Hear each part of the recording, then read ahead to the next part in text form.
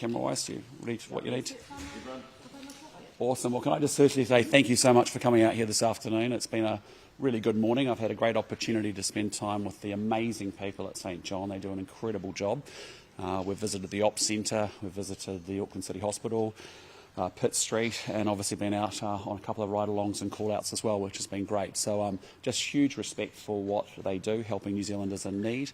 Obviously that's partly why we introduced the First Responder Bill, which we announced this week as well, to make sure that folk like paramedics that are rushing in to help fellow Kiwis aren't going to get bashed or assaulted. So, but with that, happy to take your questions. What was the purpose of your visit here today? I'm a big believer of getting out of Wellington as often as I possibly can, and I want my ministers to do exactly the same thing, and they have been doing that, to get to the front line, to actually see the issues for yourself, to meet the people that know the most about the challenges and the opportunities that exist, and so it's a great way to do it. And so I did the same with police a couple of months back last year, and it's the same here. And it helps when you're back in Wellington, thinking about policy, that you actually have a feel for what's going on in the real world. As part of your coalition agreement with New Zealand First, it says meet a greater portion of St John's annual budget.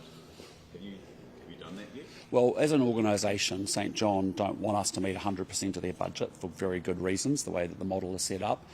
We fund about 86% of it now. We obviously have put a huge amount of extra money in the last contract. The new contract's coming up in the middle of next year is when it kicks in, and we're already having really positive, very constructive conversations about that and about what particularly St John need and how we can support them. But I think, you know, the way the government-St John relationship is at the moment is actually very positive, very constructive. Prime Minister, we learnt today that your office gave feedback on a speech Winston Peters delivered in April. He called talks of forming alliances to oppose US trade tariffs. He called them short-sighted and hysterical, but we know that no changes were made to that speech. What was the feedback? Oh, look, I've spoken about that ages ago. I've got nothing further to say about it. I mean, you know, as you know, we're just making sure we're upholding the rules-based trading system. My conversations with Ursula von der Leyen, the EU, CPTPP, sort of wanting to have a dialogue to make sure all the countries in that big, large trading bloc actually follow the rules is kind of important. So that's all it's been about. Well, again, I've said everything I want to say about that. I mean, I'm just out there, as you saw last week in Europe, talking about the fact that we want to see the rules-based system upheld, both in a security sense and also in an economic sense. Any date due to be set for the by-election? There's a bit of a process to go through first and foremost. Obviously, the Speaker needs to gazette the vacancy in Parliament, and at that point, then once that's done, as soon as possible, I will then announce the date for the by-election. Will National be standing anyway? No. 2023? National won't be standing a candidate. Yeah. Prime Minister, what is the status of talks in terms of promoting free trade with the CPTPP and the EU? What is the status? Basically the trade ministers and the CPTPP, and as you heard Ursula von der Leyen with her statement after our visit as well, there were conversations in the G7 as well. I spoke to a number of leaders about it at the time. Actually think it's common sense. It makes sense that actually what we're trying to avoid is actually a breakdown in the international rules-based system, and all we're doing is just affirming the rules that we currently have. And so there's been some pretty good conversation about that across the countries in the G7 format, in our time at EU with our bilaterals with different leaders, and also in the CPTPP with the trade ministers themselves have raised those issues. Just on the Tasman floods, yeah. Why did your government cancel the Rocks Road upgrade? You'd have to talk to Minister Bishop about that, if that's the case. I just say on the floods, I'm really pleased with the response that we've seen over the weekend. I know we learn from each of these experiences all the time, but I know Mark Mitchell's doing a very good job. He gets often to the scene before the situation blows up completely. He's in good contact with the local government. We've got a few slips up and down the country that we've now got to deal with. We're moving from response, we'll move into the recovery mode, and we'll look at what else we need to do to support the region.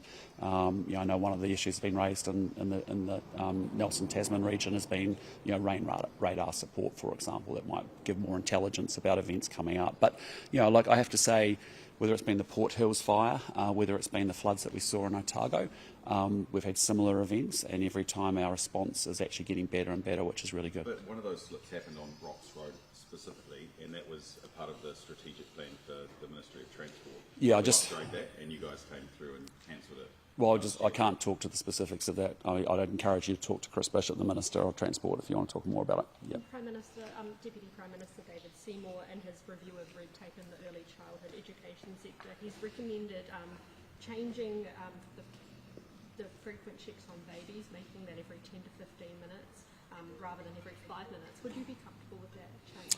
Yeah, look, we've got a consultation document out there at the moment. We're trying to make sure that ECE is functioning with as little red tape as possible. But again, it's a consultation document, so let's see what people say. And you know, what David's doing is some good work to try and make sure that we make it less bureaucratic. Therefore, because bureaucracy just drives to higher cost, and we already know that people are struggling with ECE costs as it is. On Seymour, do you have any concerns about his remarks about Aori Waititi's an old social media post about Abraham Toure? Well, it's pretty wacky remarks from Raori, to be honest, and but ultimately that's a problem for the Labor Party because he's going to be one of their 4 potential deputy prime ministers if that's the case. So I'd go ask Chris Hipkins about that. Are you concerned though about David Seymour? You know a lot around the regulatory standards bill, around derangement. It's criticising the advocates against the bill, calling them deranged, and now there's quite a lot of Māori women who have had their details posted publicly by ACT supporters. Do you have any concerns? Well, again, I just say politics in New Zealand's robust. You can have lots of different views on it. You can argue both sides of any given debate. It's robust. We expect it to be so. I'm not there to referee a political debate like that. I've got more important things, frankly, to do. And just on RNZ quickly, oral submissions next week. Is national support locked in despite quite significant opposition from quite prominent? Well, look, we think the idea of trying to make a bill that actually leads to better quality regulation makes good sense. The devil is in the detail. That's why the submission process and the select committee process is really important. And that's why we're looking forward to seeing that work as well, because we want to make sure this bill functions really well. But a lot of it's in the detail, and so that's why the select committee process is really valuable. So you're awaiting that until you've locked in? Oh no, we're supportive of a regulatory standards bill, but we want to make sure that if there's anything that we can do to improve it, if there's any insights that come out of that process, that obviously this is a bit like the fast-track legislation, which was also a very complex piece of legislation. It's important to get the detail right on this one. Can I just come back to the Tasman floods?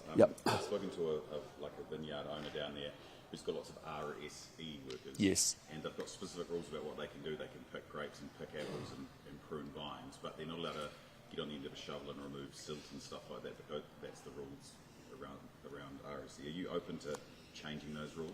Oh, look, we can have a look. It did come up as an issue through the North Island weather events. You might remember when that came through as well. Look, that's something we're up for a conversation around. But I just say I'm very proud actually of the way that those growers are actually looking after those RSE workers, the pastoral care, and I've had a number of the leaders from those countries that we take RSE workers from going down and actually seeing how they're being treated and how they're being looked after, and it's been fantastic. So being paid because they're not doing any work. Sure. So we're open to those sorts of conversations, and that's something we should look at in the review, after the event. Last one, guys. Do you have a prediction for the All Blacks' first test tomorrow? I think we're going to smash them, I'm very, very proud of the Crusaders win recently as well. I have to say, I know I lose 3,000 votes in Auckland because of my support of the Crusaders, but Scott Robertson and his merry men, he's made a great set of selections. Fabian Holland at lock is really awesome. I was up in the Netherlands last week, and I can tell you the Dutch people were understanding. They'd had a Dutchie make the All Blacks, which was pretty special as well. So it's going to be really exciting. Going to be a great game. Māori All Blacks are today. They're playing Scotland, and I think they're going to smash Scotland too. So we've got some amazing players in the Māori All Blacks, and it'll be awesome. Sorry, it's 4th of July in America tomorrow. Do you have a message to President Donald Trump and his administration? No, I don't. I'm focused on making sure I advance New Zealand's interests, and that means us having a very good relationship with all our partners and friends around the world, and we do with the new US administration, and we're looking forward to continue to work with them. Do you agree with Shane Jones that Jacinda Ardern is hiding in Boston and she needs to come home? I've got no view on that. I'm just focused on fixing up New Zealand, making sure we get the show turned around, and we realise all the awesome potential that sits in this great country of ours. All right, team. Thanks so much.